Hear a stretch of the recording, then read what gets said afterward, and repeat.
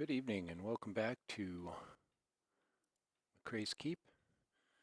And we will be streaming some Blender digital figure painting tonight as usual. And we will be hopefully finishing up the wings of our demoness here. We've got some pinion work to do here, and then we've got maybe some muscle work to do here. And from there we will we'll see what we've got going on. But for right now, we are going to get started. And I think what we're going to do is finish the inside part of this wing here. So let's get into edit mode.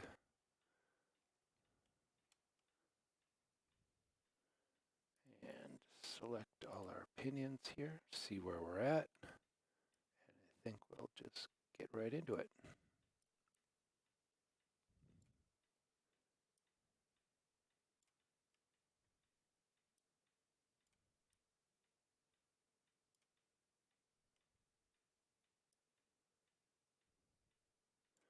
For those of you new to the stream, I'll be talking about some of the controls we're using. You can see I'm selecting here with my left mouse button.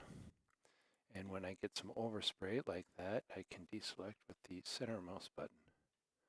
Moving around is Shift and the center mouse button.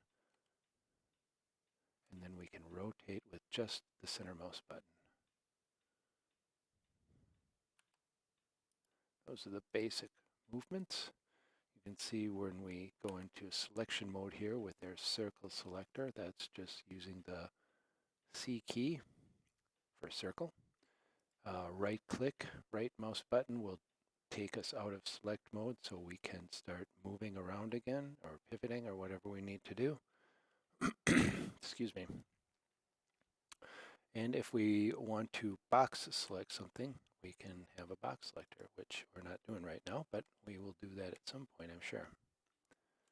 Right now we're going to finish off these pinions of her wings, and we'll go on from there. So let's get into here, and I think we've got kind of a nice selection kind of laid out for us right there, and we're going to use it.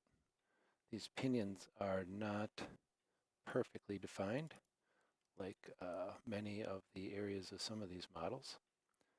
So we are making some guesses, some choices, and moving on from there.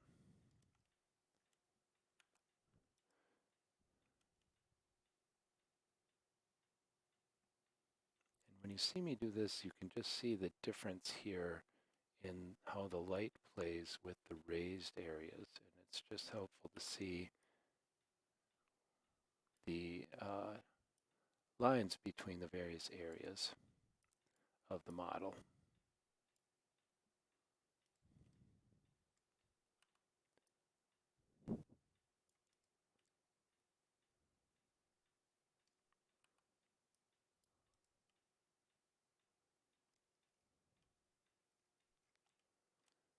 We want to try and stay kind of symmetrical here. So I think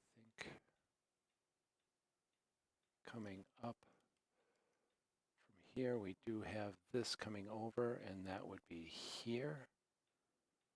So we're going to do that. And I'm not sure what's going on over here. I think we are going to want to, hello.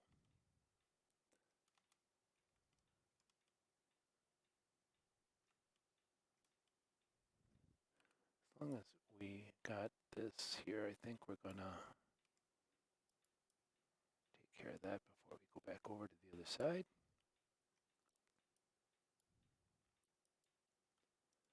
I think that's fine.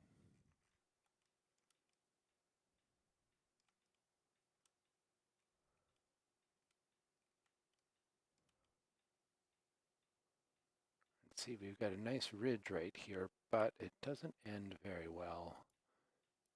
And a very nice, see this here is very nice defined ending for it, but this over here, not so much. And we got to kind of figure out where we're going to end this. It's going to be something like that. Or I think we're going to do that. That's actually pretty good.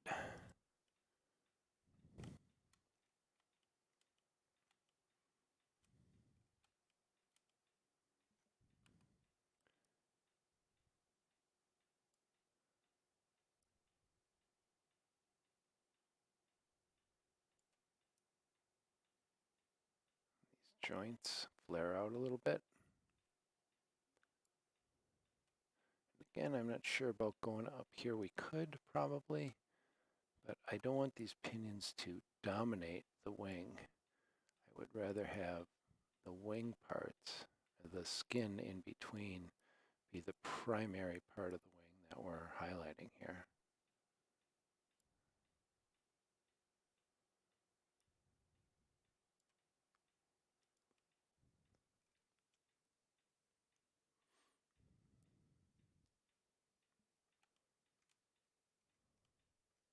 All right, so let's assign those colors there and kind of take a step back here and see what we've got. So starting at here on both sides, we go up, up, we go to the inside, inside, inside, inside. Then we have this one that goes up from her back all the way up to here, and this one here goes all the way up to here. So we're very consistent there. We've got this here and this here. So the only thing that we've done here is this, but not this. So why don't we take care of that? And on that side, the other wing, this was kind of ugly because we've got a pretty decent ridge here, but it just doesn't end all that great. So let's see what we can do over here. And don't worry about selecting something that you've already done as long as it's the same color that you're going to be doing. There's no reason to worry about that.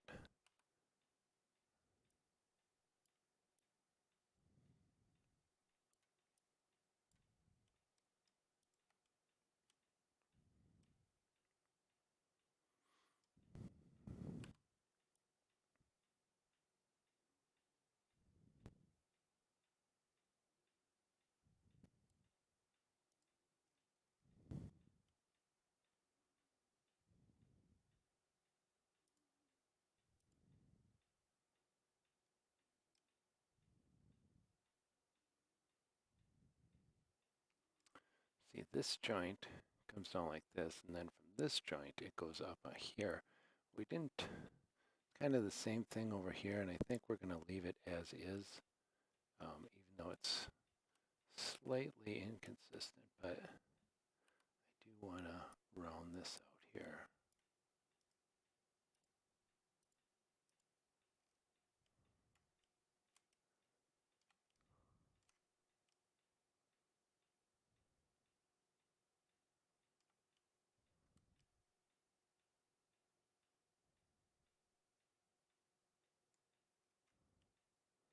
All right, well, again, we have a lot of different options with how we could do these pinions. And I'm not sure if this is going to be the final product, but I think it's pretty good as far as things go. So now what we can do, we can kind of decide on colors. So let's actually kind of reverse these colors. Let's make our wings a darker color here.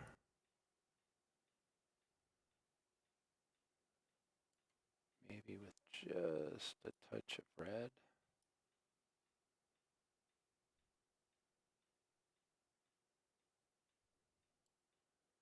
And then let's take our pinions here. And let's lighten these up so they're more like bone. Kind of like that.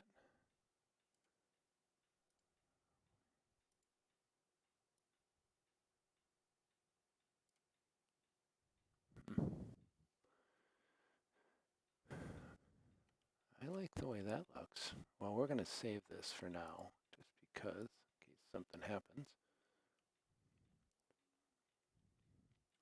We don't want to lose anything that we've done.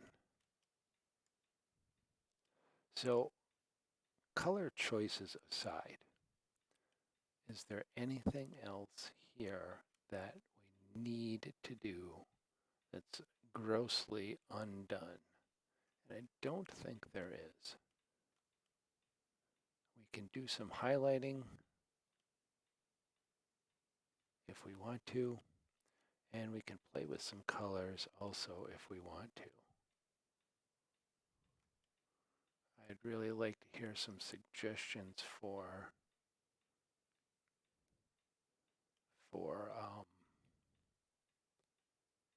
some options. If people have them, you can put them in the chat or leave them in the comments, and we can always revisit this model to see how different things look. I guess we could play with a couple of things. So let's get into object mode and back her out a little bit, because this is kind of more the size and the level of detail that we're going to see. Even this is a little bit big, but I kind of like this. I like the sword. We can play with her skin a little bit, I think. So let's save this, just in case we want to use the old revert function to go back to the last save. Now, I'm not sure what all we could do with her skin. Now, as a demon, I think we could go, certainly darker. That gets a little closer to the wing color. I don't think we want to go bright like that. Looks a little silly.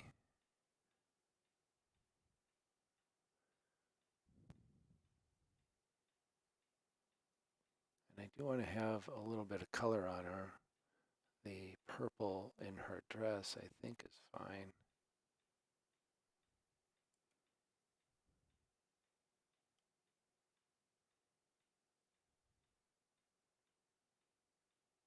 I do like the wing colors we've chosen now.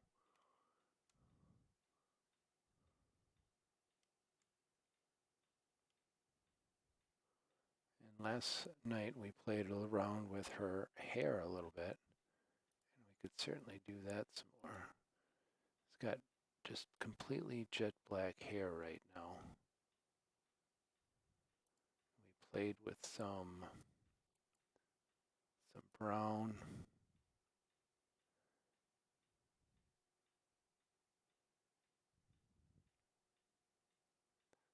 We want to stay away from the reds. We can lighten it up if we want. I don't like that. I think we just want to stick with our black.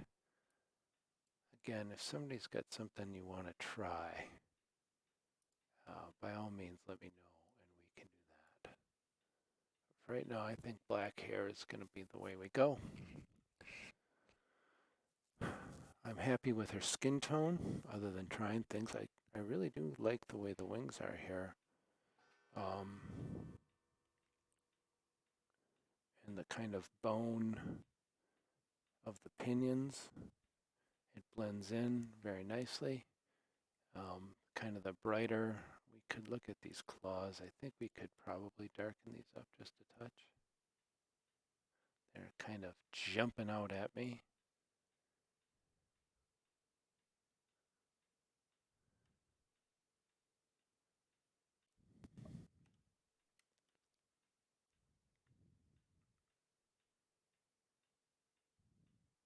Last night we talked about doing some sort of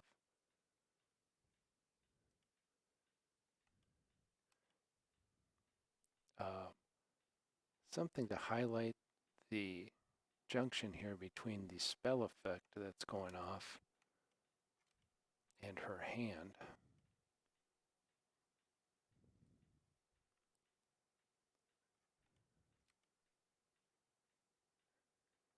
I think what we want to do with this spell effect, I think I want this a little darker. Here, I think both of them I want a little darker. Make that a little more of a subtle transition there. And I want to make that, I don't want this reflecting.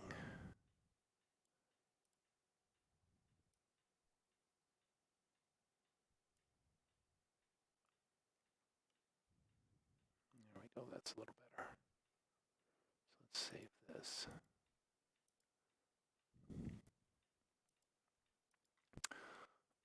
Let's take a crack at doing something here and see if we can get an effect that we like. Sorry, I've got a cat in my lap.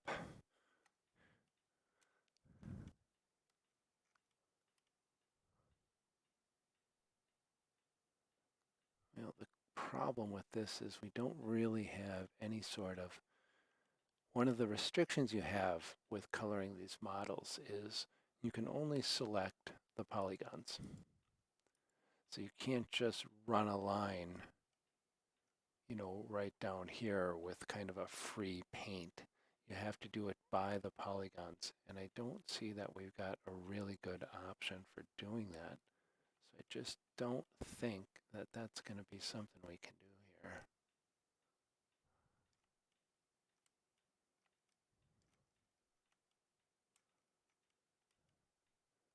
So let's turn her stage on here and go back into object mode. So this, I think, is going to be version 1.0 of our demoness or demon queen, however you like to think of her. So let's go through the process, as long as we've got some time here, of exporting her to X3D, which is the format that the Keep uses. And then what we'll do is we will then upload that X3D model into the Keep, and we will do some adjustments on her, and we'll show you what that looks like. So first things first, we're all saved here, and we are going to go to the export menu, and here are your export options. We will do another, when we do the next figure, we'll start from scratch and we'll do the import from the STL, which is the stereolithography or the 3D printing, which is seeming to be the #1 source that we're going to be using for a lot of these figures. Hopefully in the future we'll be able to get some figures that already have some color in them from different applications, and we'll be able to load those up and not spend so much time painting. But for the time being, just like in the real world with physical figures, you can get pre-painted or you can paint your own. So we will work with both. But for right now, we are going to export her into extensible 3D or X3D, which is an XML-based encoding for virtual reality markup. And so the first thing we're going to do here is we're going to get into the right folder. And we have some options over here. Because I clean up our model, we don't have anything else in here, no cameras, no lights, nothing else. We don't have to just pick the selection only. We can export everything. All of these other things. The scaling, we're going to actually let this be at just 1, just a 1-to-1, and then we're going to scale it once we get it into the Keep, and I'll show you how that works, because these models really, there's no context from one format to another, and as you're going to see right now, this looks, you know, normal. We can do this, we can do this, but there's no relative scale to this, and when we bring it into the Keep, we kind of get into a more controlled environment where things have to, you know, all the figures have to be relatively a similar size. So I like to do all the scaling in there. The Hero Forge models have been very consistent, and we'll talk about that once we get over into the keep. So for right now, let's get back into our export. And we are going to go into, I have folders set up for all this, and we're just going to leave her as the Demon Queen, and we're going to export that. So we will bring up the keep now.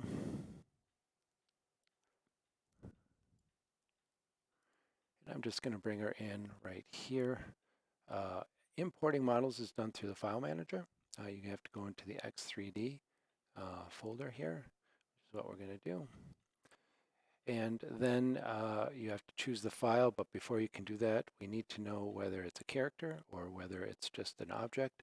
You can see here we have some kind of just generic objects. The models are essentially the same, but how the site uses them is very different because character type models are assigned to characters, whereas objects aren't assigned to anything and they can just be dropped into a scene. And once we have this uploaded, we're going to use the model lab to do our adjustments, and then that establishes a baseline that the model is used when it's brought into an actual scene later on, and we'll go and I'll show you how to do that too. So the first thing we're going to do is we're going to say this is a character, and we are going to upload it and get to our X3D, and here she is here. And we're going to do that. We got to wait a second here, and you'll see that this will change once the upload is complete. On my to-do list to put a little bit more of indication of the upload that's happening.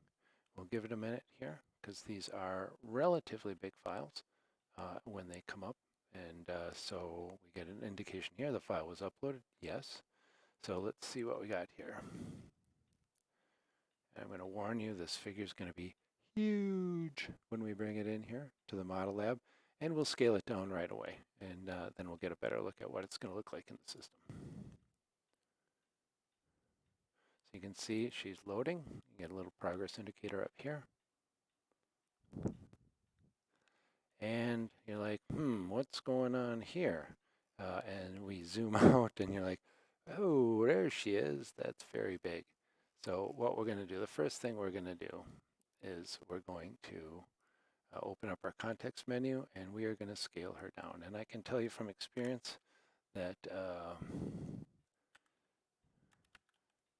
this is the number that we want for all of them, and that seems to be the constant for the Hero Forge models. And you can see now we have a much more familiar looking figure from what we were working with in Blender. She does look a little stark here, lots of contrast, because in the model lab we have the lights turned up so that everything can be seen, and we want that in here. And we'll get her into a scene where there's a little more subtle lighting, and we'll see what that looks like. So let's look at this from the top, and we can go and reset this here. The one thing that we need to do, and the model lab will indicate this a little bit better, is because in the keep you are able to switch into your character's viewpoints, and I'll show you that when we get her into an actual scene. But before we can do that, we have to rotate her in a fashion so that it lines up with the baseline of the viewpoint. And we do that by pointing her right at this wall over here. And again, we're going to have some graphics on the walls of the model lab to give a little bit more of an indication there. So we're going to rotate her around, and then I'm going to look at her from the top to try and get a little bit better idea of where exactly she's looking. I think that's about it.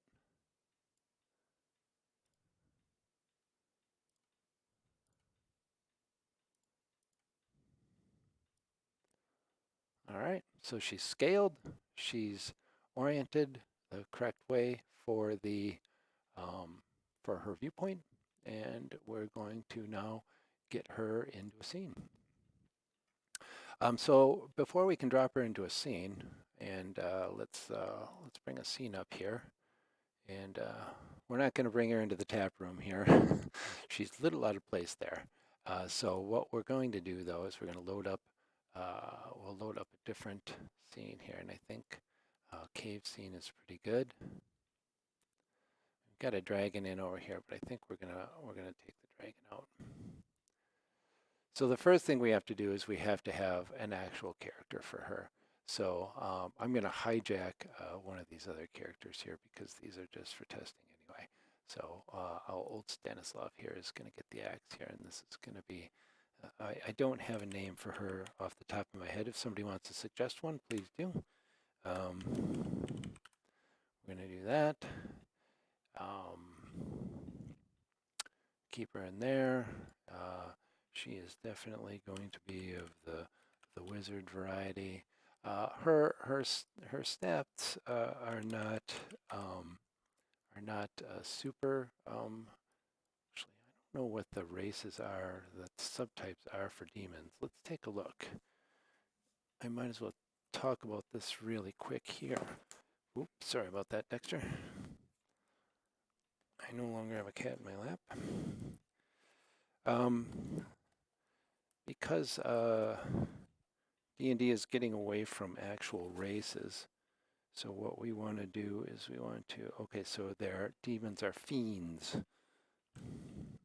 right?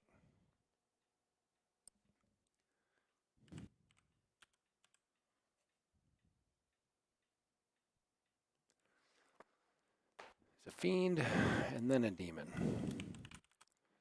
as the subtype. So, and we're going to leave all of our other stuff just the way, kind of just the way it is. So,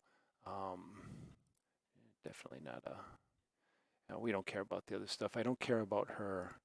Let's see what we got here. I guess we'll just grab something. And then we will assign her to the Demon Queen figure. And we will save this. All right, so now you can see we have a Demon Queen up here. And all we have to do to add her to this scene, and we're going to go top-down view on this scene here because all figures that are coming into scenes are loaded in the upper left corner of the scene, and so it's just easier to grab them and reposition them once you're looking at it from the top down. So we're going to add her in. You can see we get a loading indicator here, and here she is way over here. We're going to drag her into here,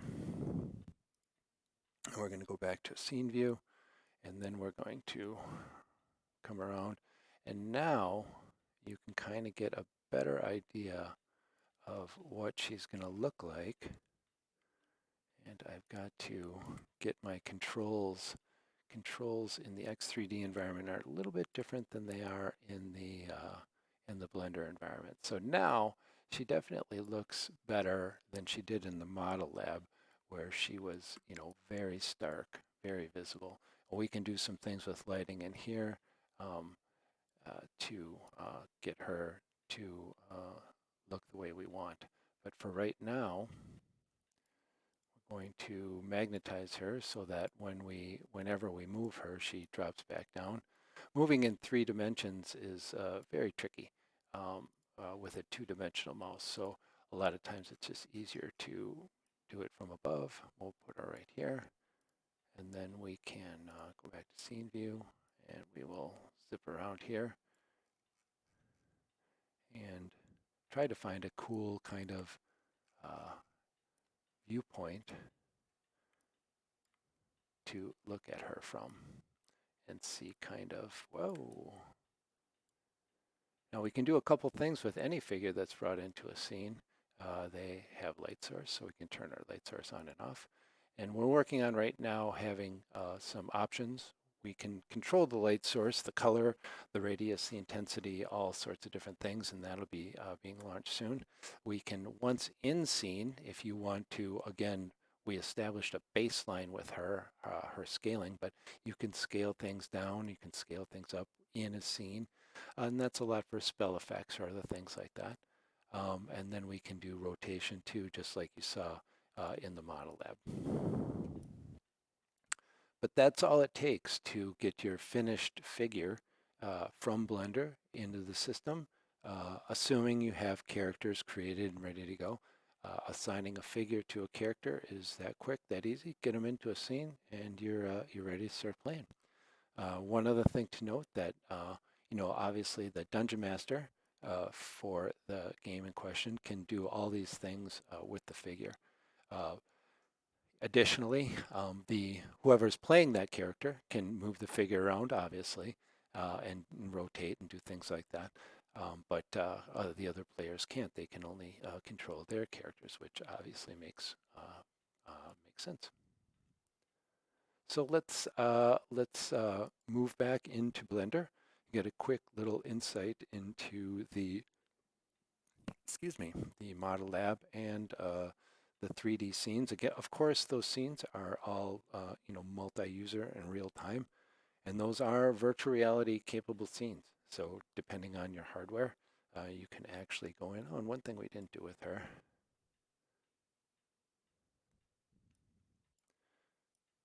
You can see her down here. Now, if you want to see what she's seeing, in addition, you might have noticed before when I was going, oh, you can go top down and we can go back to scene view. And we're going to have some other kind of diagnostic or authoring scenes or viewpoints there. But you can also go into her viewpoint. So if we want to, we can go and see that's the scene. Obviously, she's just looking at some rocks, but that's what it looks like from her vantage point. So anytime when you're playing a game, you're in an encounter, you can always be in this mode where you're looking with a camera externally, or you can go, I wonder what that looks like to my character. And anybody, again, if you're controlling that character, again, the DM can jump in anybody's. But for those, the players of each character can jump into the viewpoint of the character that they're playing. And we'll go into some of the more options here in the future with regard to doing fog effects. Uh, uh, the DM has a light source that we're looking in a DM's view here, so there's kind of a global light source. Players would not get that. Players only see light sources that they have or that exist in the scene. Although the DM can turn that light on and off for the players if there's a reason for doing that. There's also background colors for the sky. You can see everything here is black, but we can have 5 colors going from the horizon up and from the horizon down. It can get some really cool effects there. Plus, we can do a cube map, which this scene doesn't have, but other scenes do. Here's where you can turn on and off the DM light, whether the players see it or not. Right now we have the walls and the ceiling of this scene turned off. They're not applicable really in this kind of situation. And you can lock and unlock the objects in the scene. We're going to lock everything here.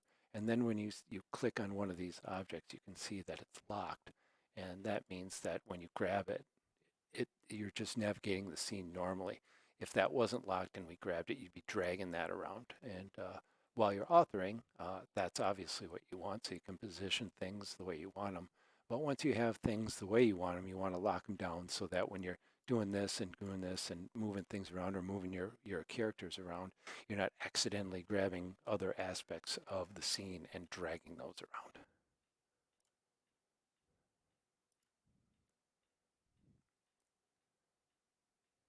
So back to Blender. And now what we're going to do, we're going to do 2 things. We're going to look at one, bringing in a fresh model and what that import process looks like and what we can do with the model before we even get going with the painting process. And we're going to get a little experimental here. And we're going to bring in a model from another source. This is Eldritch Foundry. It's a site that is, I would imagine, a competitor of Hero Forge, another place where you can go and build out your models, 3D figures, and get them in a variety of formats. And just like at Hero Forge, you can get them in an STL file for 3D printing. Of course, we're not 3D printing here because we work in the virtual. So we are going to create a new scene here. And the first thing that I do in Blender has a camera in the scene, they have a light in the scene, and they give you this cube in the scene. I don't like, none of that is necessary for what we're doing, so we're gonna delete all that stuff and start with a very clean, fresh scene before we do our import of the figure. Um, so what we're gonna do now is um, bring that figure in via the import. And this, again, we're importing from STL file. I've already downloaded this file from Eldritch Foundry.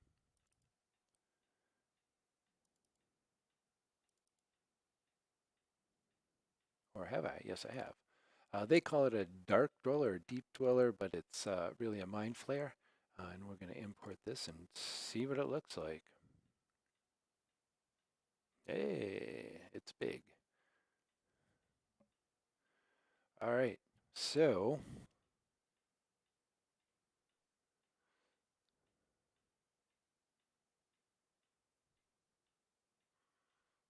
you can see they have a slightly different looking stage than the Hero Forge one, and I know Hero Forge has a lot of options for the stages that they have. For the figures that I've been doing, I've been keeping it very simple. One thing also that I notice, if you go down and you look at this, you can kind of see that their stage is below the actual ground line here. And it's an interesting choice. It really doesn't matter for us. When we bring this model in, the painted finished model, we will have to adjust for that or not. And when we get into the model lab for that, we'll talk about that because there's another figure that I have that I had to do that with. And so we'll have to adjust it up if we want the stage to be there. Now, that brings in kind of an interesting point. If you don't want to see the stages with your characters, you certainly don't, and you can actually translate them down to the point where just their feet are showing and the top of the stage is actually below ground level and you never even see it. So some people may want to do that. Some people may want to have the stage visible. We could also adjust this figure up here so that the stage is above ground level. Um, and whether you do that here in Blender or whether you do it in the Keep really doesn't matter. But I'm going to leave it here for now. I like to do things in the Keep because it just gives me a little bit more flexibility and doing a little research and to see how do I want the Keep software to work and what types of things does it potentially have to do. So with this guy,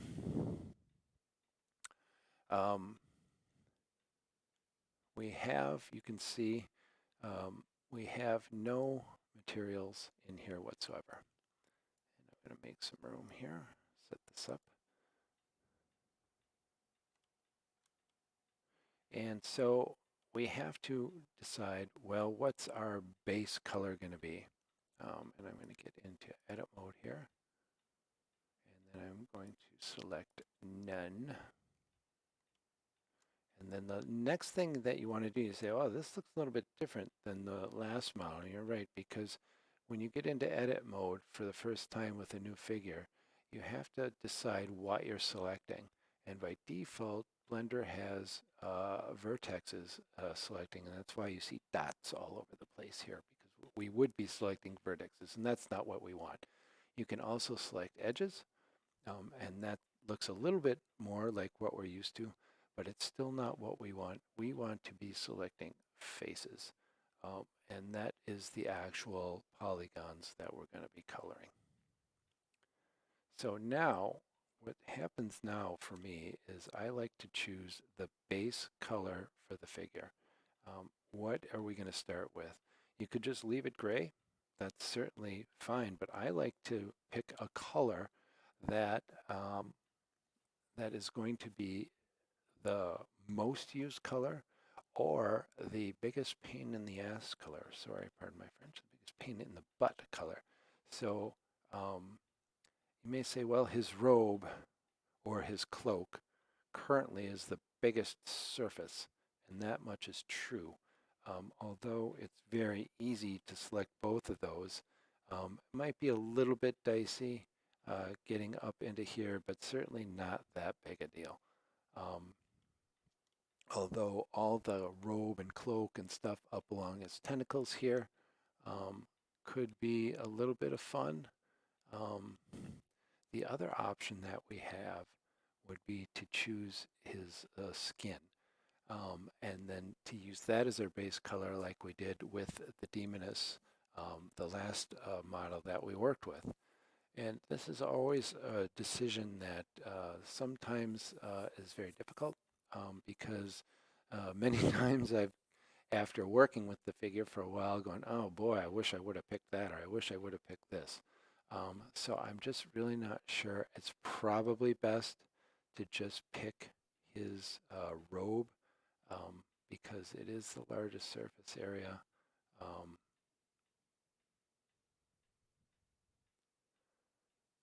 And then we get this here, we get this all up here. I think, try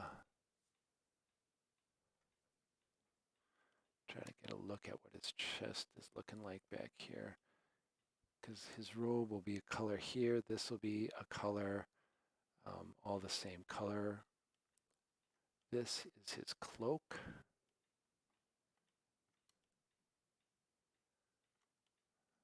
And then what in the world is this?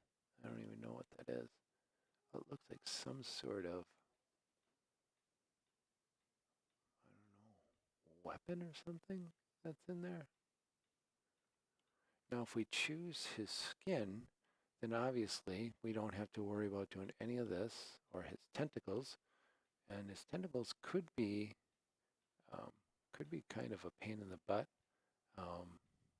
But I think if we pick the robe, we're probably going to get away better because then we're not going to have to be dealing with all of these edges here where the tentacles meet the robe. And I'm very interested to get in on the details here and see what this model looks like up close and personal compared to the Hero Forge models to see if there's a quality difference in different techniques with what they're doing. So I think we're going to go with the robes. And we will do his cloak differently, and then we will just do his tentacles and his face and his head. And he's pretty creepy looking. I'm digging these eyes. They are going to be a ton of fun to do. All right. Okay, so let's do his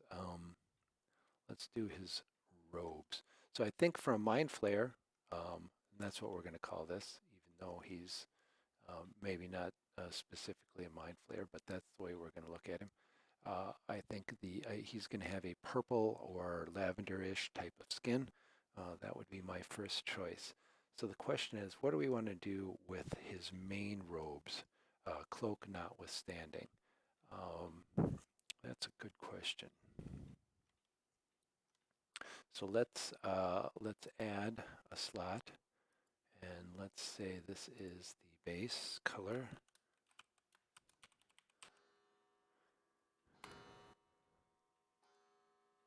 Pardon my clock.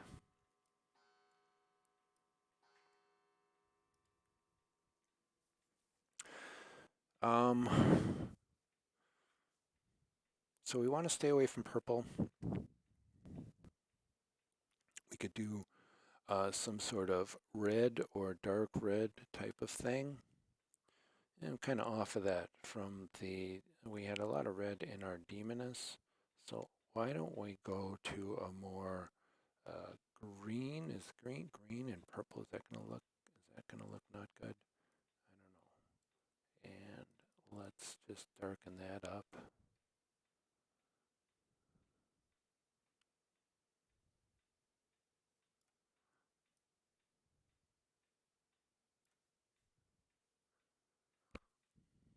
Well, and again, we can always come back and change it, but I think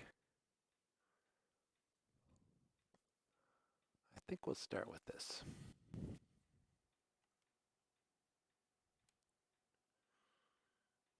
And now that we have that done, we're going to save him because we haven't saved him as a Blender file yet. He's still just an imported STL file. And so we are going to just call him Mind Flayer.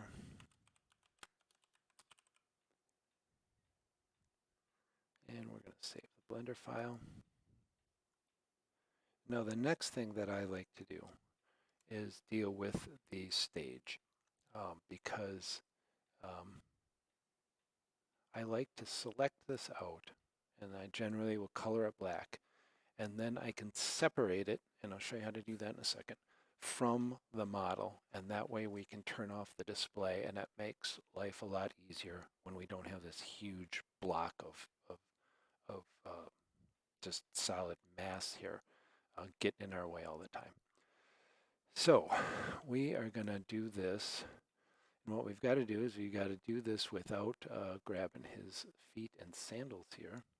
So what I like to do is get in a position like this and then go into wireframe mode and then use the box select and get up as close as we dare.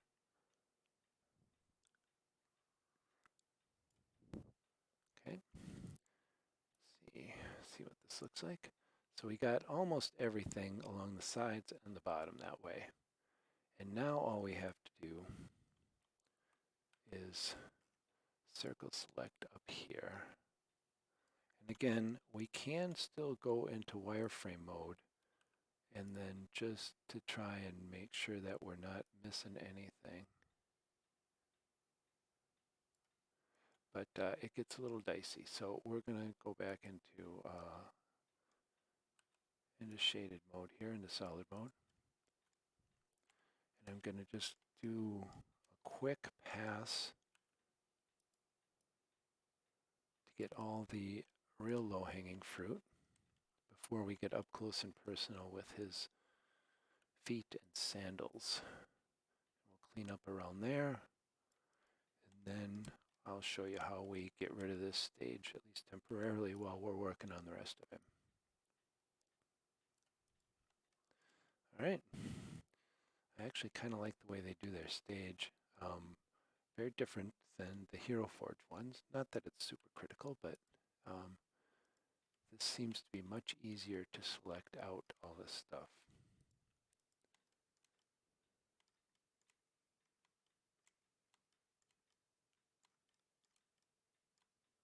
Yikes.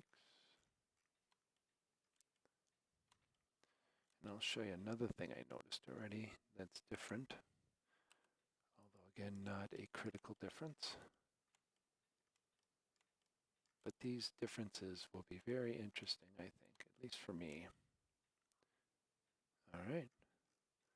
So first things first, let's color this. And I just call this the stage.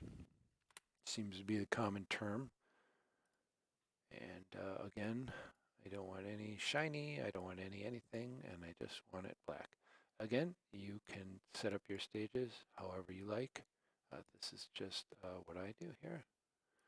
Deselect that. So now we've got a nice black stage that we can easily select. And the reason that it's nice to select that is we can now go to the mesh and we can separate the selection. Yoink. And now what you see has happened is we've got another object over here. We only had one mind flare before. Now we've got another mind flare that's just naming it. So we're going to name this the stage.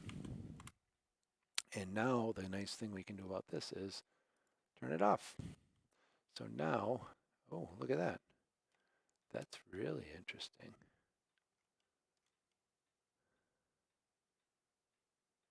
Huh. And you kind of get the idea, part of the idea here with the 3D printing. Now, we can do a couple of things here. And well, you can see how this is jagged along here. That's really interesting.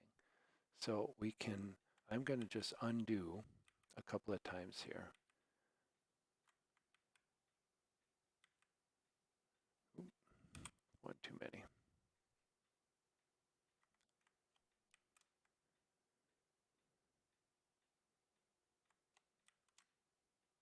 Okay.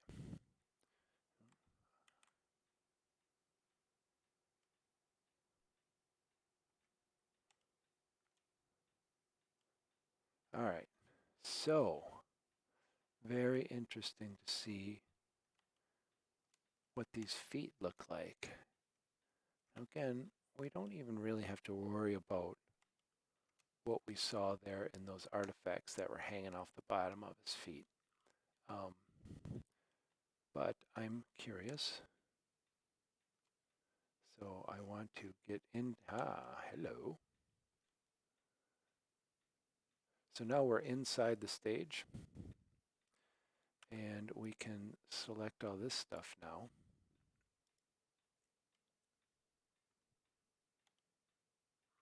And you can see that his sandals are extending below the stage here. And I think we just want to select everything as part of the stage. We're going to do this.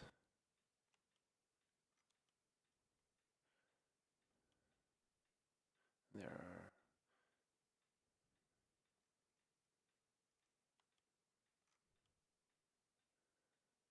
this is a little bit dicey here because we're really zoomed in high.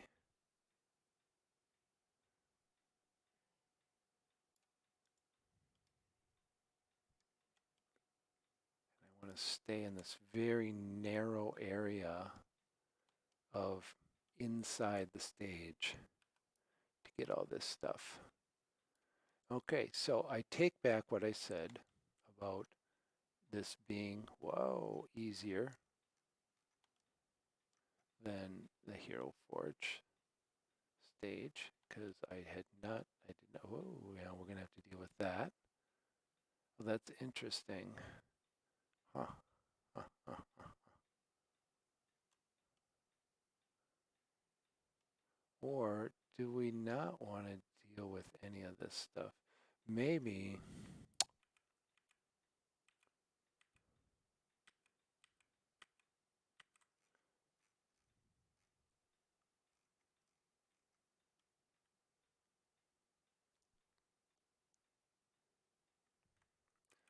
I'm going to back out of this a little bit. Okay. I wonder if we just want to leave that stuff.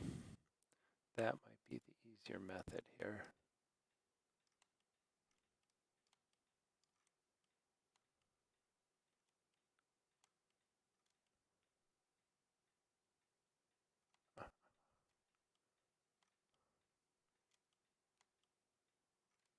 Very interesting. All right, so let's try this now. So again, let's, remember we did a bunch of undoing here. That's why I'm redoing this stage color.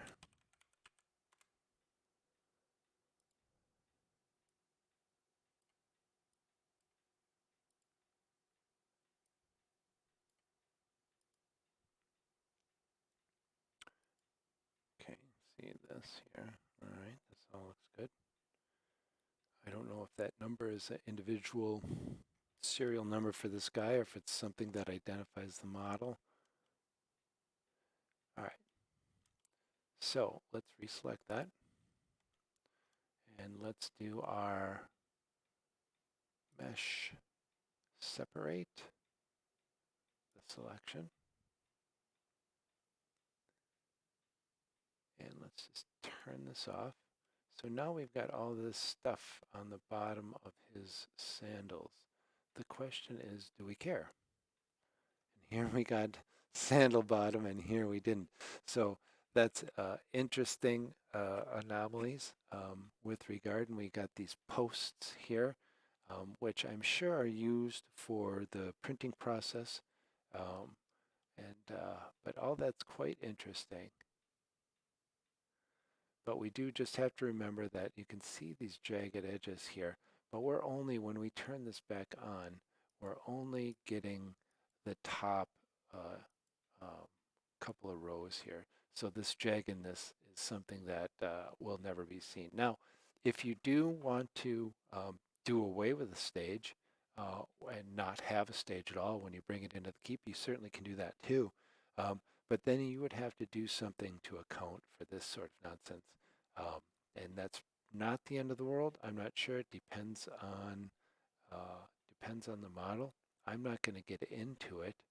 Um, the only other thing that I might do here is get rid of this stuff, but I think I'm just going to leave it all right now. The reason I like to get rid of the stage is because when I'm doing work like this, when I want to get up and I want to get, into here, it's nice not to have that big stage in the way. And then, doing the under area of a cloak or a dress or whatever, it's just nice not to have that there. Now you can go even crazier than that. And another thing you can do that may save time and it may not, but say we want to do this cloak first. We can select this, set a color, and then we can separate it and turn it off, just like we did with the stage. And that would expose his back and a lot of other things here. Um, it's going to expose some other weird things in the model because the model is not solid. But it may allow for easier painting of other parts of the model. But for right now, we're going to call this good. We're going to rename this as the stage. And another thing you can do too, if you get to a point like this, or maybe even a little bit further, and you just don't like some of the decisions you made, well, just re-import the STL file and start from scratch. That's always an option. Again, if you've got several hours into something, it's probably not going to be your best option, but it is something that you can do.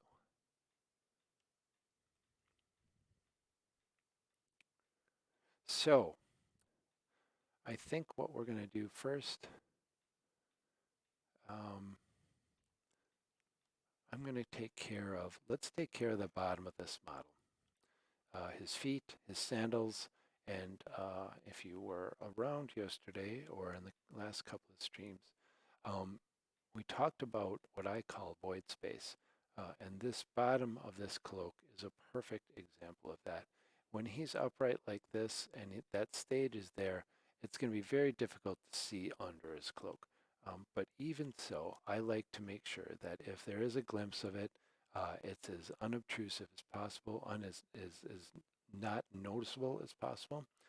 So what I like to do for anything that is obviously void space, and the model is just putting something solid there, is I like to select that, just make it black, and that way it is the least seen uh, type of thing that you're going to notice, no matter what's going on with the figure.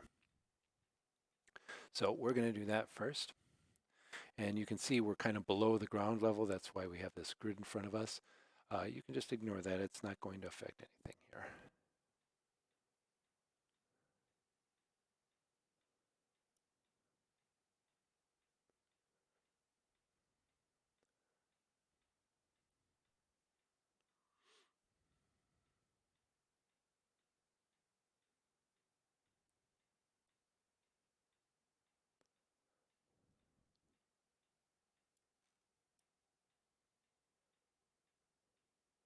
Again, I'm going to get all the big spaces here. And then, especially because this is a void space and we're up underneath here, certainly don't have to be super crazy about these edges. I'm going to be consistent because that's just my nature.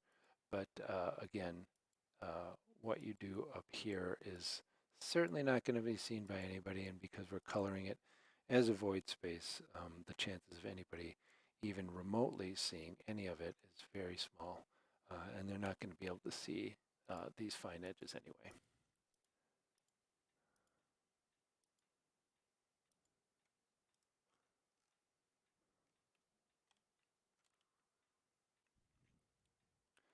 As long as we're here, I'm going to go right around these feet.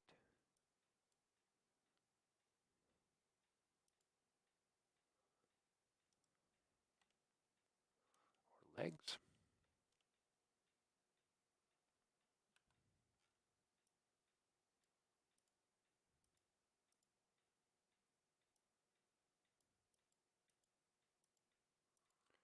And I am going to be even about it anyway. I'm not going to be too crazy about what gets selected and what doesn't, but I do want it to be consistent. So you can see there's a couple of lines along here that we could select or not, but as long as we've got a nice smooth arc around here, that's enough for me.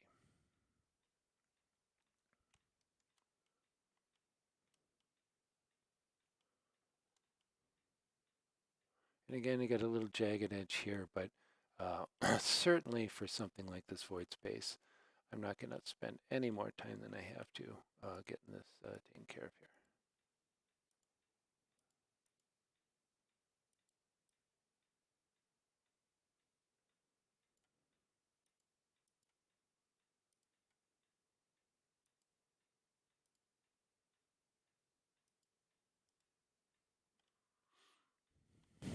I'm laughing at the bottom of his foot here. That's funny.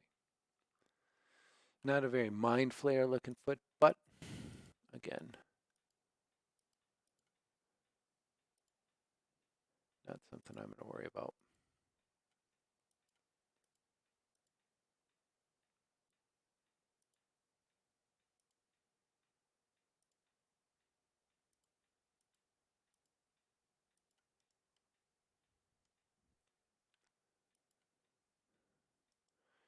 And these are very interesting little artifacts here. I'm not used to seeing with the Hero Forge figures, but again, okay, this is something of, I don't know, a pant leg or something. I don't know, maybe part of his sandal. We'll worry about that later. Okay, so I think we've got this selected out. I'm going to go ahead and I noticed something else as far as void space goes. You can see here in the sleeve of his cloak that this is actually nothing solid in real life, but the model has a solid surface here. So we're going to select this out because this is another candidate for the void space color, which is, again, just black. So when somebody's looking at this model and they look up his sleeve, yeah, they may see a black surface, but there's nothing we can do about this. I mean, we could actually delete these polygons out of here, but then you're exposing the interior of the model, and I think that's going to be probably more trouble than it's worth. But you certainly could do that because the model is in 3 dimensions and there is literal space down there that's up his sleeve.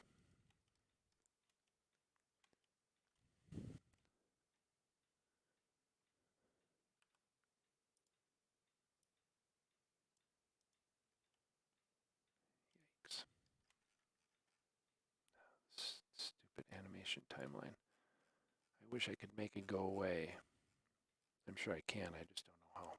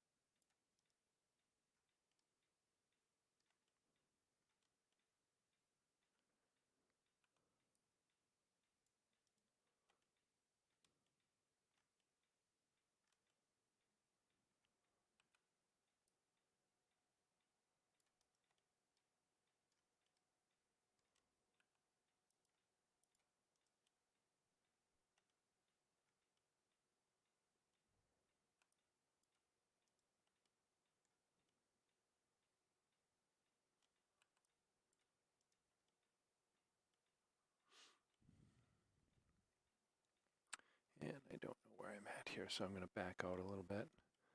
And this is still void space here.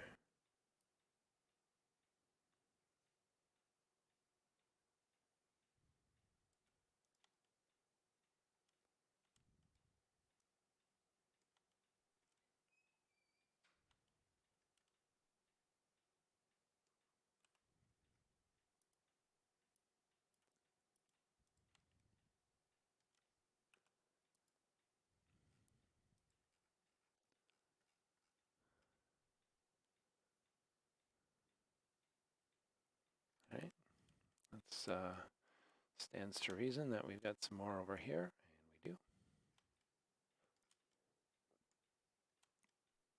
I wish I had different options for hands and feet for him, but I didn't notice any. Any Eldritch Foundry people out there want to point me in the right direction for my next figure, I'd be happy to hear it.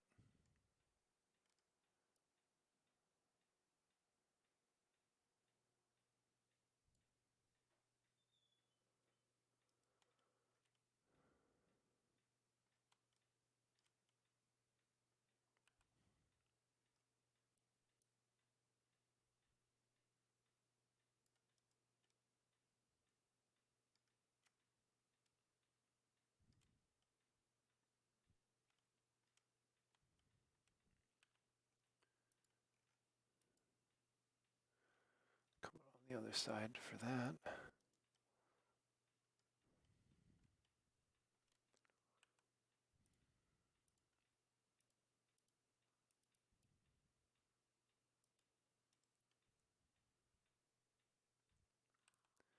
And with something like this, you just kind of gotta skew your viewpoint so you can get as much of it as you can, and then come around from the other side of whatever it is that's in your way. In this case, his fist.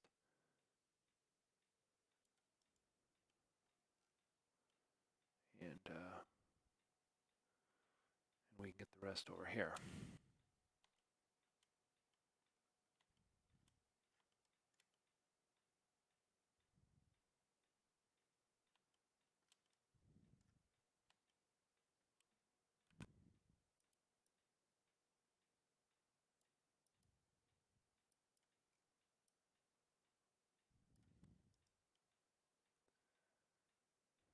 Let's see, we're inside of its hand here.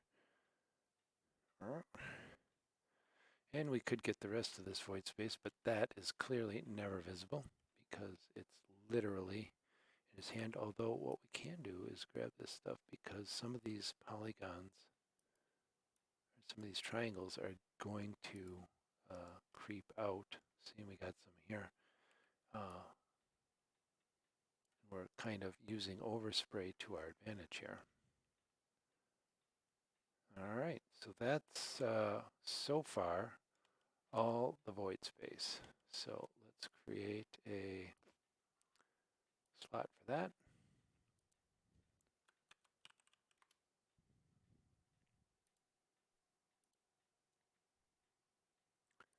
Again, solid black, no nothing. The roughness makes sure that nothing's reflecting off of it because we want this again to be as unobtrusive as possible. Again, it doesn't look like black from here, very black, because we're in edit mode here. If we switch over to object mode, you can see that it's definitely more of a black. And then that's just going to come off as a shadow of open space if anybody has a chance to see that once the figure's done and the stage is back on.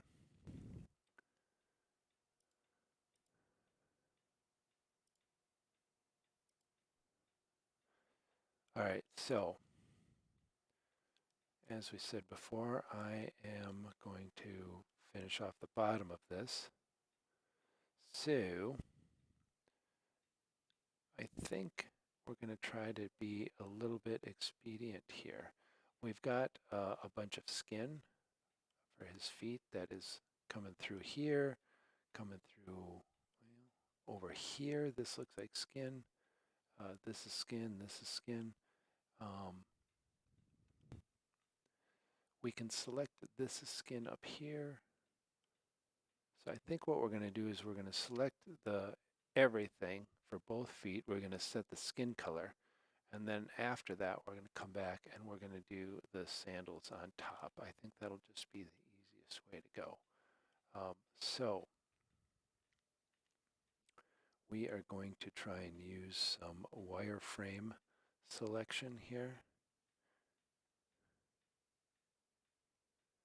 We want to get his, sorry, we're back into the cloak here. All right, so let's go into wireframe mode here, and you can see this is the edge of the cloak over there, so we can't get any of this, but we can get everything down here. So let's do a box selection.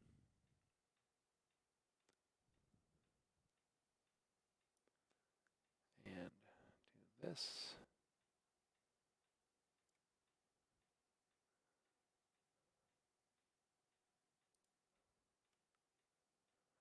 All right, and we're going to do the same thing on the other one.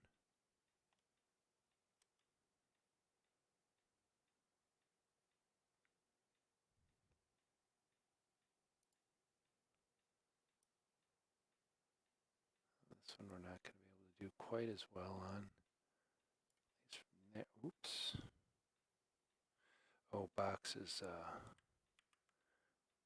We have to select, have to add to. I don't know what the keystroke is for that. Well, let's just use this then. I'm not gonna, I'll look that up off stream. But for right now, we're just gonna do this.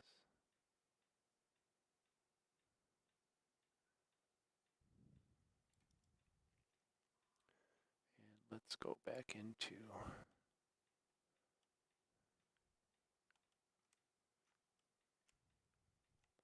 right. So now we're going to select the rest of this the old-fashioned way.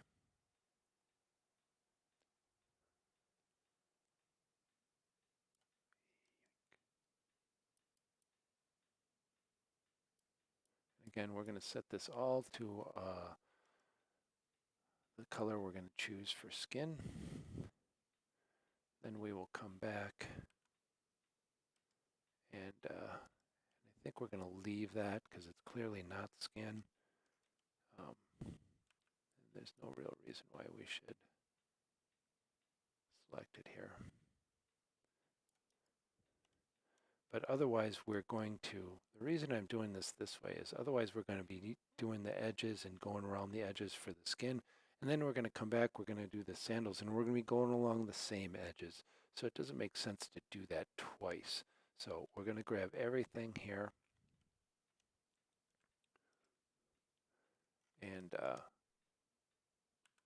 And we could do it skin first or sandal first. I just think the sandal part will probably be a little bit easier to do after the fact because it is over the skin, and I'll show you what I mean by that when we get there.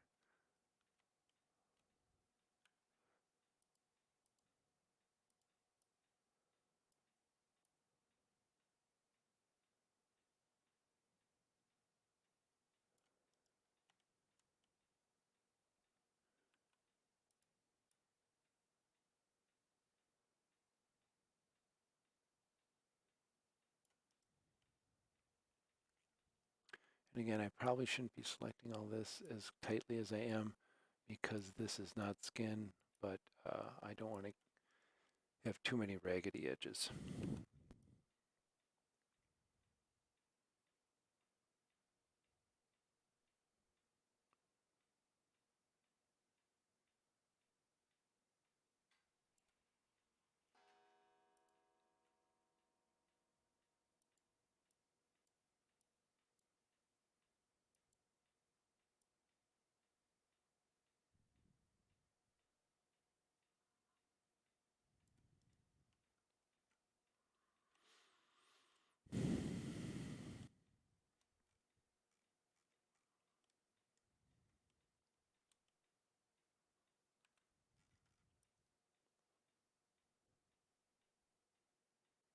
We're going to have to pivot around this a bunch because of all these weird angles and creases. You can see it looks like we've got everything, and then you pivot something and there's something you missed.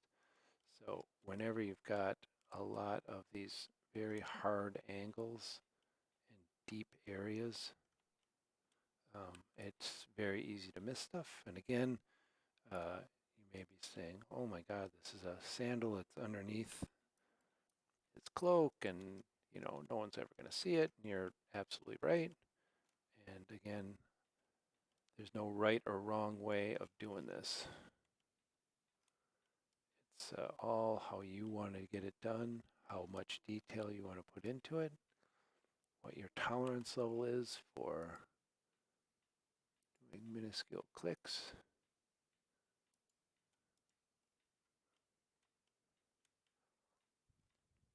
Okay, I think this foot is done. Okay, let's go over and do this. And over here, again, we're going to have to go right up because that is skin up there. So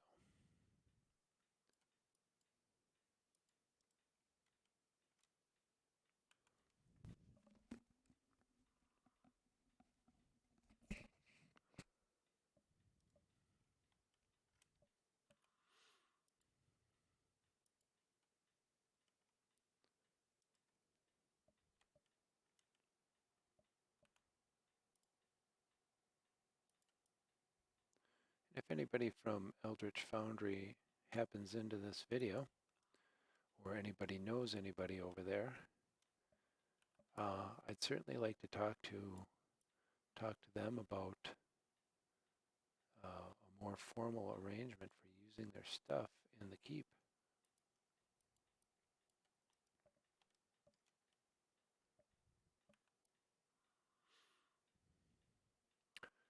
Again, what would really be ideal,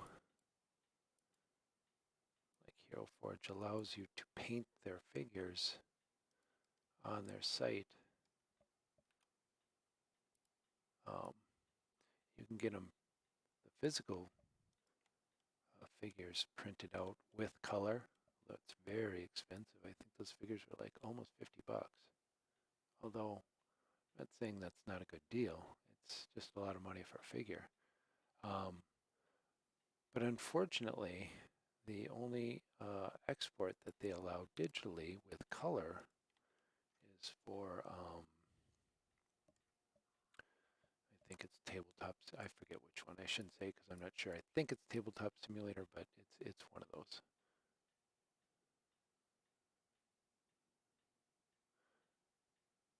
But it would be nice to be able to get a painted figure out that was in a format that we could use.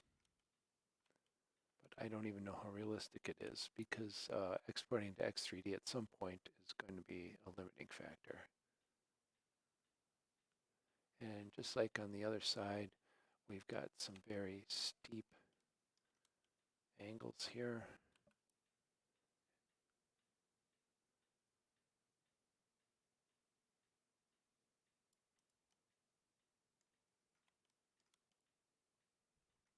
See, there's still more. There's probably even more on the other side that we didn't see. But, whoa.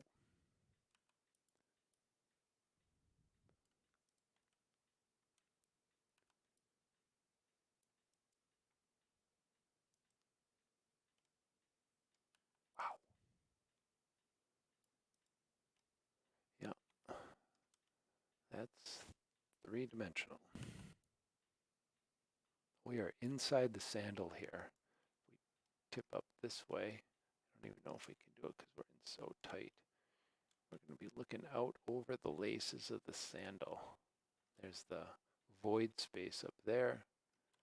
We just come down here a little bit.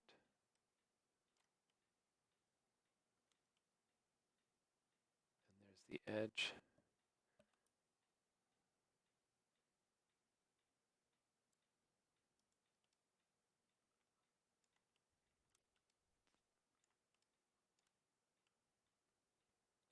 And we are up close and personal.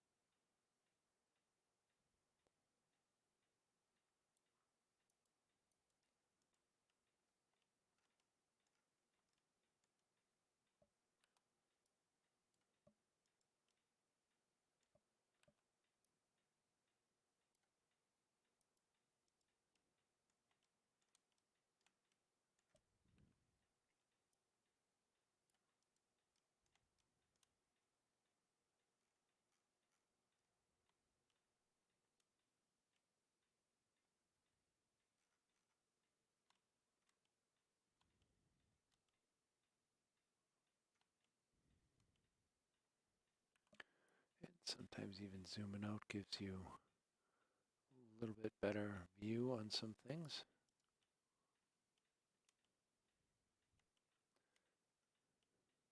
I refer to it as getting lost in the sauce. When you're so far zoomed in, you kind of lose touch with where on the figure you actually are.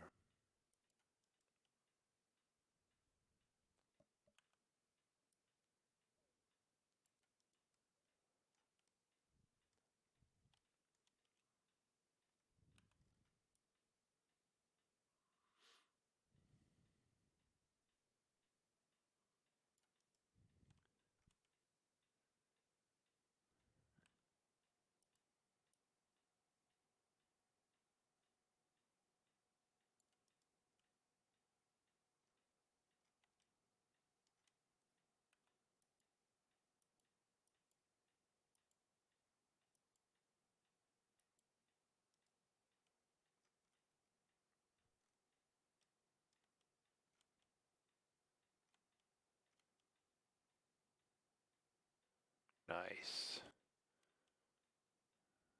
you can see here something we missed. And now I'll give you a little example of what I'm talking about. It looks like everything's done. And certainly from any kind of standpoint of anybody seeing anything. So let's wait a second. Is that sandal? Yeah, that's not skin. That's not leg. Yeah, it's this thing. Okay. This looks completely done, but I'm willing to bet that if we get up in these behind these laces again, there's still something we missed. And not that I recommend doing this, not that I would ever under normal circumstances do this, but just to kind of demonstrate. Okay, that one we got all of. That's pretty impressive.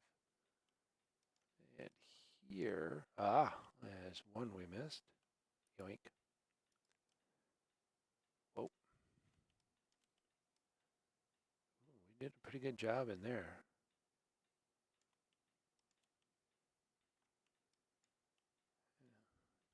Two tiny ones. Oh, oh, oh, oh, oh. I didn't look up. But again, point is completely and utterly unseeable, but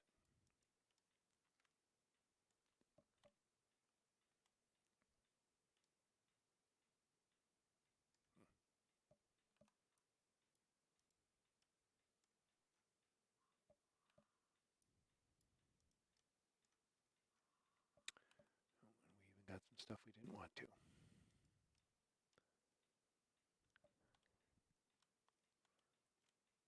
All right. So let's pick a skin color.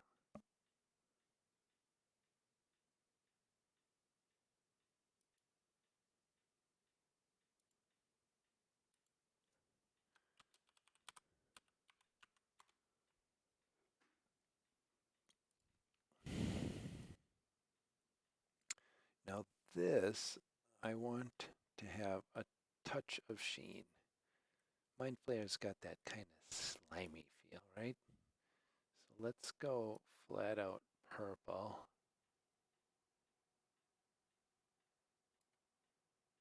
and darken it up.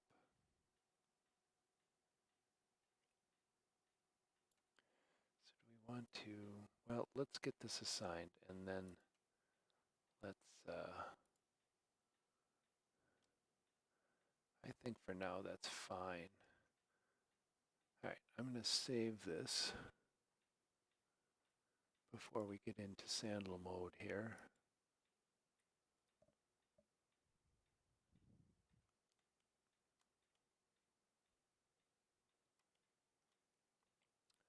Okay.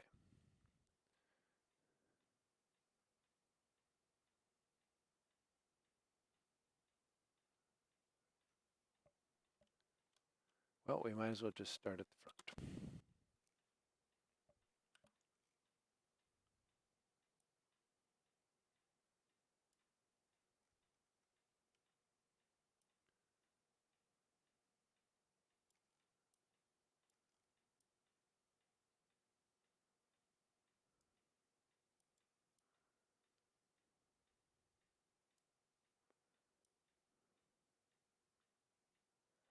get all this low-hanging fruit and then pivot a little bit. I think we'll get the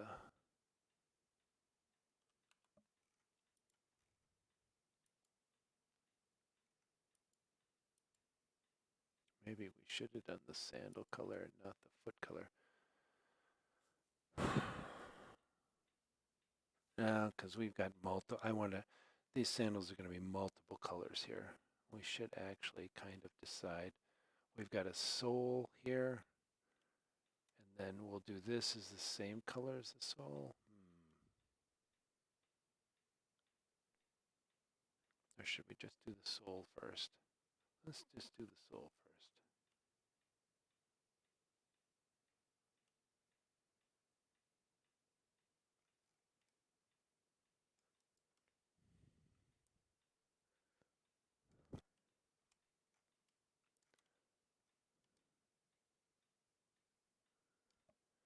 And see, these models not quite as clean as the Hero Forge models.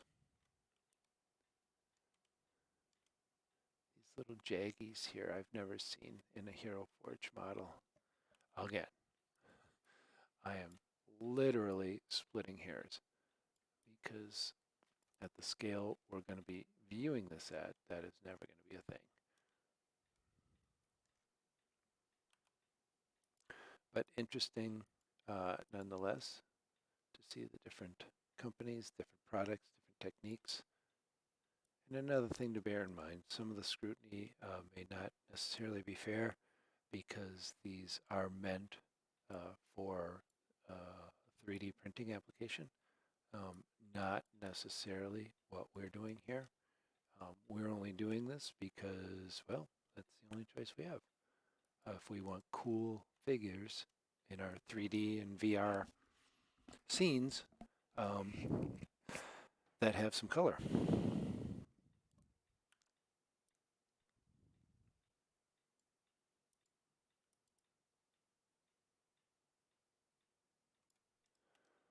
But I can tell you this. As soon as we're done with these feet, the next thing we're going to do is his head, because I am itching to do that.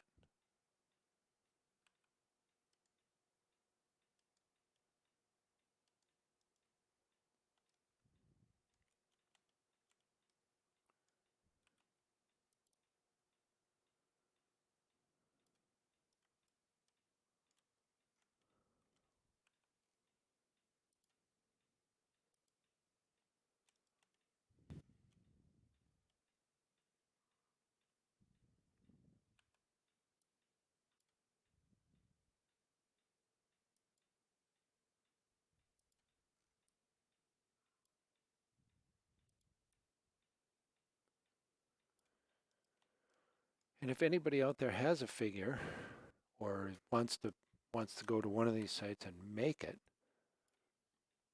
I'd be happy to work on that on stream. Not a problem.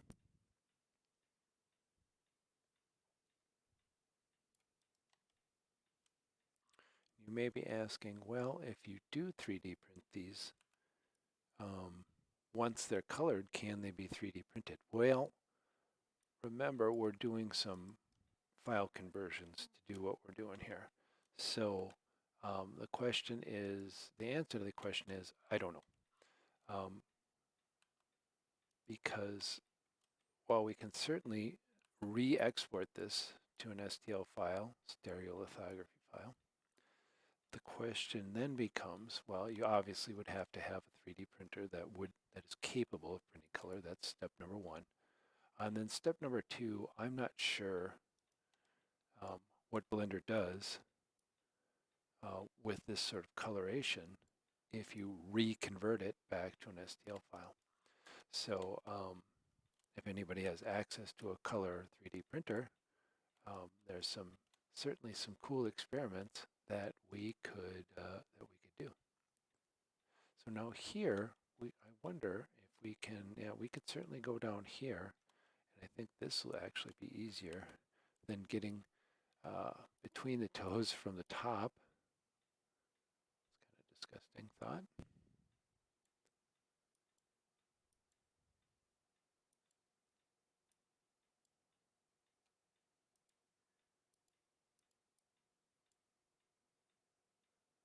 But if you look at going at that from the top, we'd have to be kind of in here and get in here, and that would be a much bigger pain in the butt than just going from underneath like we just did. And a little overspray there and a little overspray here, not a problem. Very easy to clean up. Okay, so that is the sandal sole on his right foot. So let's go over and get the other one.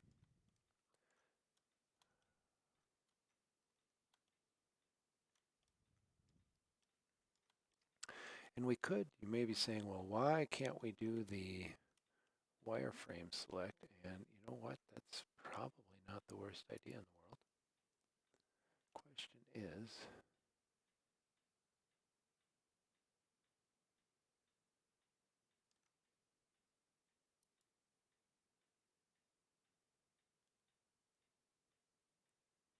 well, we can certainly try it.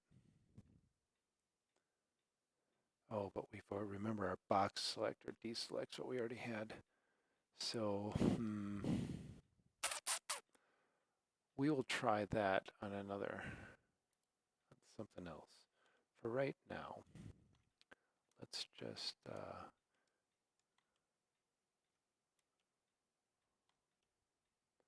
remember also, you can kind of see where the plane of the ground runs into this, and that's pretty much where the stage is. So anything below that, we're not going to see once the stage comes back. Yoink. But we're going to grab it all anyway. I guess we'll start from the front on this one. Unfortunately, this one is more intact, and we can't go from the bottom to get these the toes, in between the toes. But no big.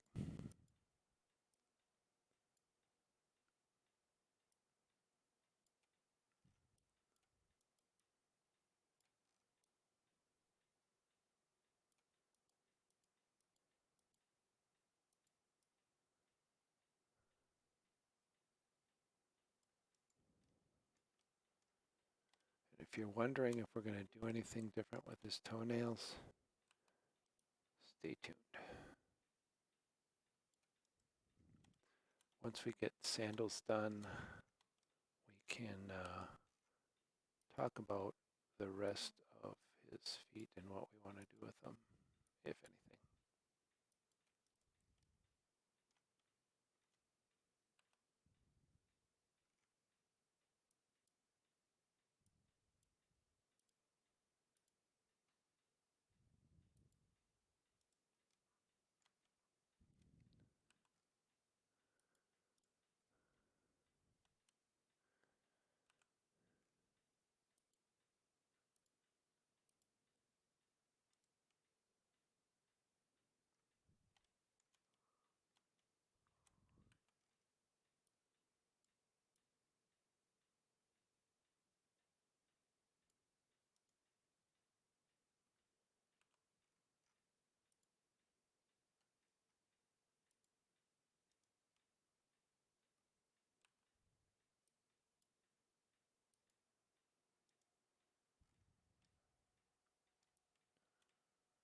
All right, that's the front.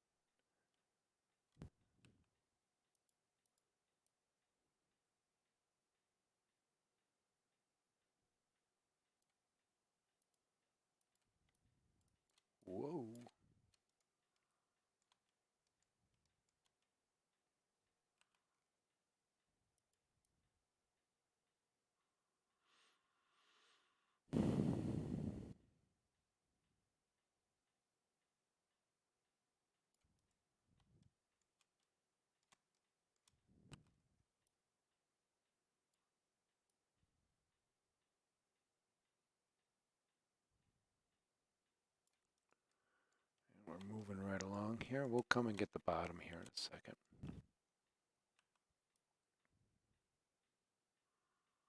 And whether we do these or not, really, again, irrelevant. They'll never be seen, literally never, as long as we're using the stage, which we are going to. Again, if you're going to take the stages and take them off, you'll have to worry about such things.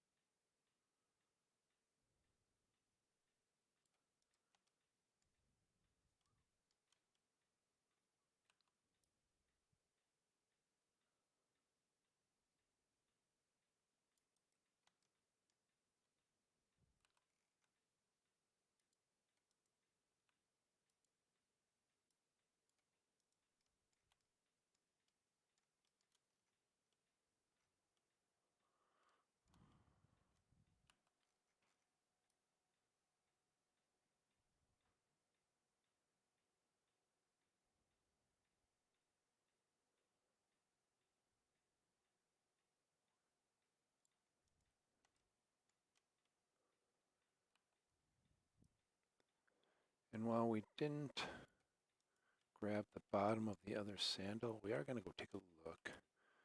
That one is a little different because of the inconsistency of the model.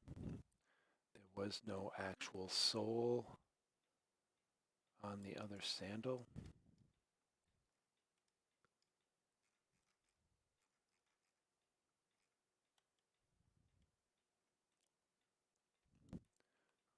Definitely want to get some of that. We'll get that to be consistent. And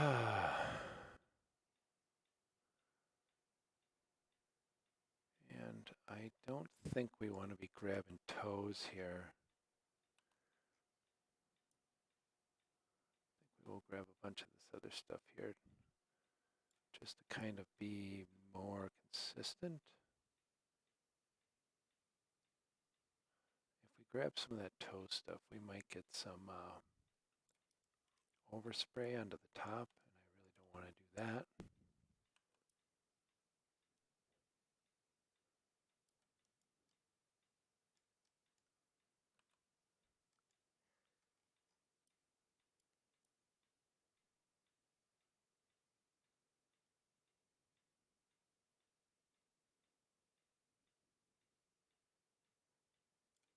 And I may have probably done some badness here. Yeah, look at that. Ugh. I think.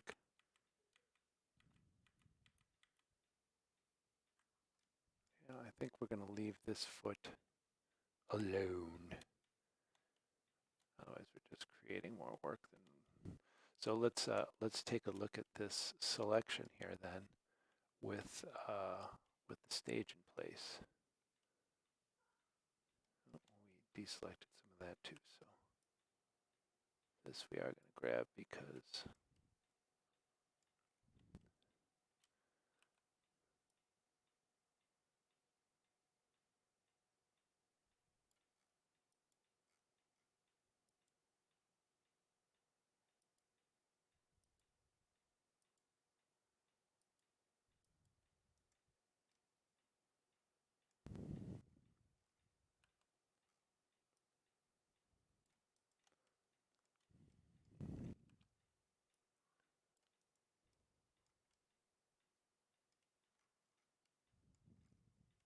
all right, so let's put our stage back.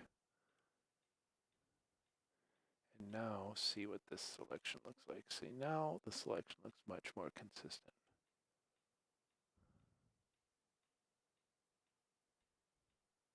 Right. But you can see why we take the stage out, because selecting around that would be a whole nother edge around both of those sandals that we would have to deal with. The other thing we can look at doing, because these soles look so thin, but I don't know because of the way this one is all jagged, we can try to um, adjust this down. So, and I've got to get my axes squared away here. So here in Blender, this is Z is vertical. So let's go minus 0.1.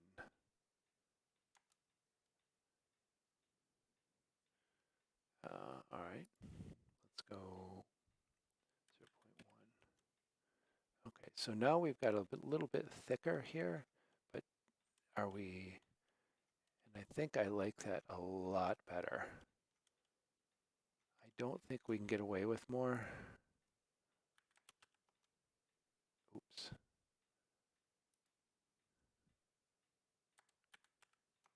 Yeah, because of the chunkage that's missing here.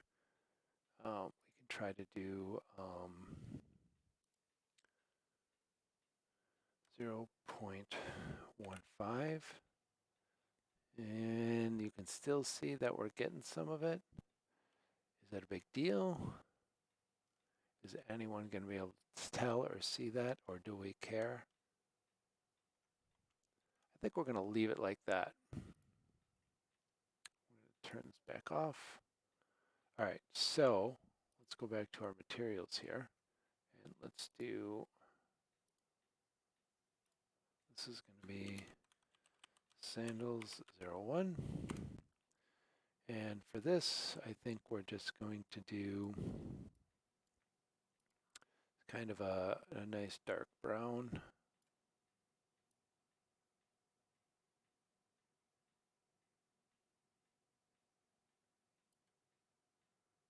Assign that, deselect that. And now we've got some nice brown soles on our sandals.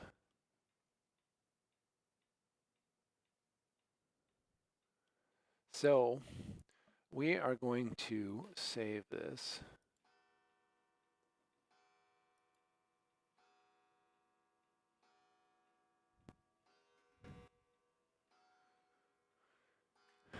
And this is going to be the stream for tonight. But before we go, we're just going to take a quick look at this sandal.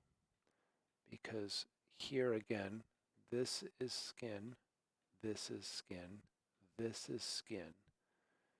And here we've got kind of a strap and a strap here and sort of big old laces here with the body, of the sandal here. So we have to do some thinking about the colors we want to use for these various areas. And I think the main body here, here, and here, we're going to do one color. For these front and rear straps, we'll do another color. And then for the laces, and again, we got more skin here, and I believe down here. And then for the laces, we'll do yet a third color. That's the plan for now, for tomorrow. And again, remember, if we don't like something, we can, now that we've got things kind of selected, we don't like his skin tone, it'll be easy to change. We don't like his sandals or his robe or anything like that, we'll be able to change that. But tomorrow we are going to push to get these sandals done, and then we're going to do some fun stuff. Hello. Oh, howdy. Yeah. Oh, yeah. This guy's badass. I'm digging it. But we'll get some purple up here, maybe do some highlights along here. Again, you know, the light and the shading of the environment does a lot of that for us, but there's no reason that we can't augment that. We'll do his eyes, which will be a lot of fun.